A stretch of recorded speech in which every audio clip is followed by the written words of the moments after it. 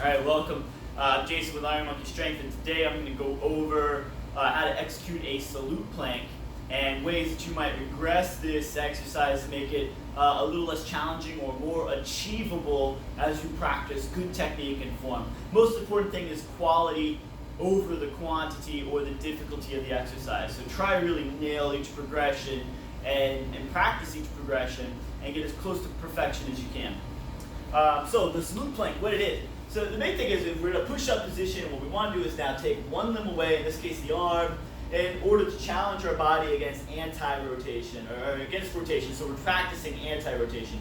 Anti-rotation is really important. I could get into this in a whole other lecture, but I'll tell you, it's really the ability for this to stay strong, and it translates very well to rotational exercises, because a lot of times in rotational activities like swinging club, throwing across, a kick, whatever, is actually translating force from the legs into the upper body or arms, or vice versa. And so this is really our turbine for that, and we want to make that as strong as we can.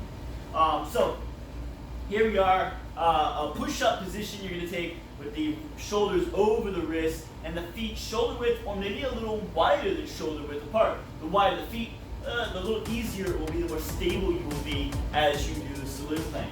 Alright, so here we are, push-up position.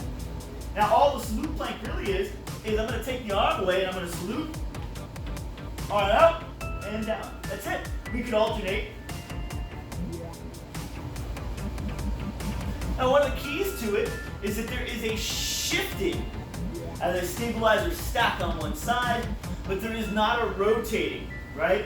So you'll see here I shift, remove the limb, out and down. Versus what would be less effective would be to rotate the body. See how my hip popped up, etc. We want to keep that square, keep the shoulders square. So let's say that's too hard, it's a little difficult, and you want to take a step back. Well, the next step back would be what some people call the pledge plank. And really all we're going to do is take the hand and we're going to put it just on the shoulder. Just like that. And down. And down. Try to hold it for at least a second. I really usually like to go with 2 seconds, like 1, 2 in my head, because it's usually faster than I think it is. Alright, so that's the pledge plank, which is a regression of the salute plank. Another option might be to just touch the elbow, right? So I'm here, touch the elbow, that's it. Or the other hand.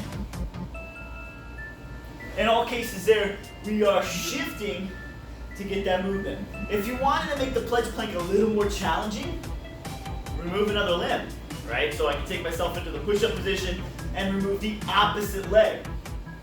Working maybe towards a one-arm, one-leg push-up at the top position, right? So in this case,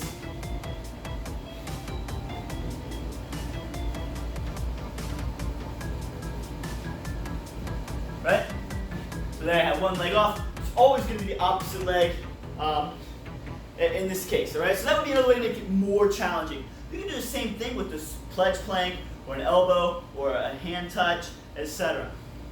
Anyway, I hope that helps you in understanding what a salute plank is and how to execute it. And if you have any questions, feel free to email me at jason.giles@ironmonkeystrength.com. Check out our newsletter and subscribe.